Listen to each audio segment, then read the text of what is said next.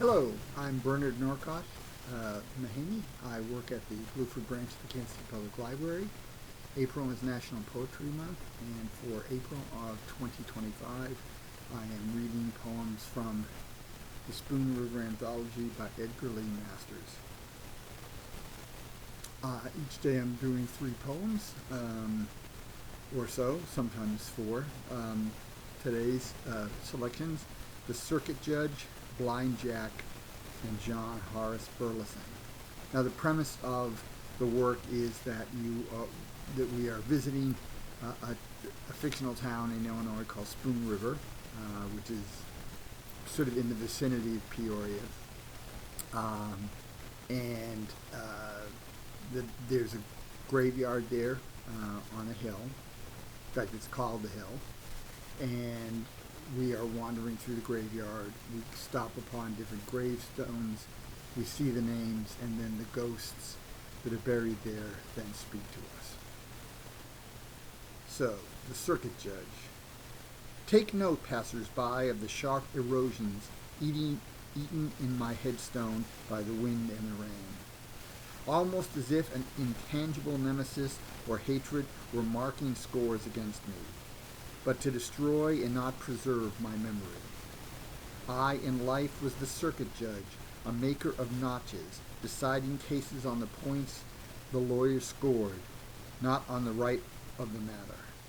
O wind and rain, leave my headstone alone, for worse than the anger of the wrong, the curses of the poor, was to lie speechless, yet with vision clear, seeing that even Hod Putt, the murderer, hanged by my sentence, was innocent in soul compared with me.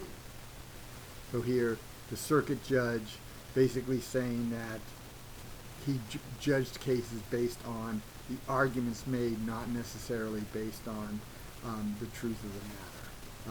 And so Hod Putt, who was the first person, way back when, in the graveyard that we saw, was killed.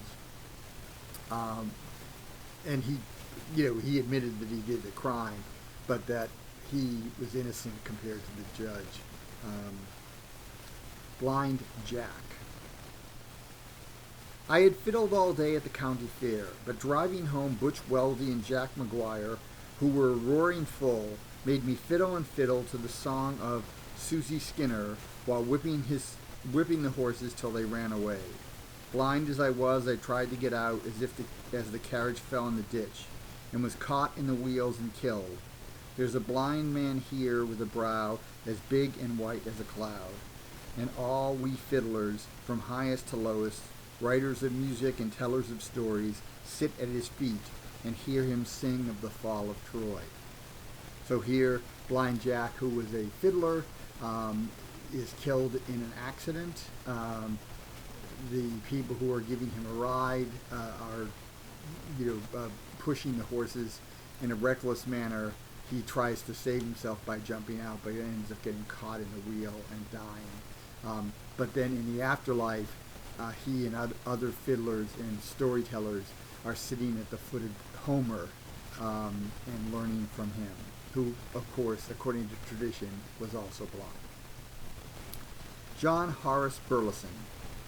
I won the prize essay at school here in the village and published a novel before I was 25. I went to the city for themes and to enrich my art. There married the banker's daughter and later became president of the bank, always looking forward to some leisure to write an epic novel of the war. Meanwhile, friend of the great and lover of letters and host to Matthew Arnold and to Emerson, an after-dinner speaker writing essays for local clubs. At last, brought here, my boyhood home, not even a little tablet in Chicago to keep my name alive. How great it is to write the single line, roll on, thou deep and dark blue ocean, roll. So this is John Horace Burleson. He was a writer of some promise, went to Chicago basically because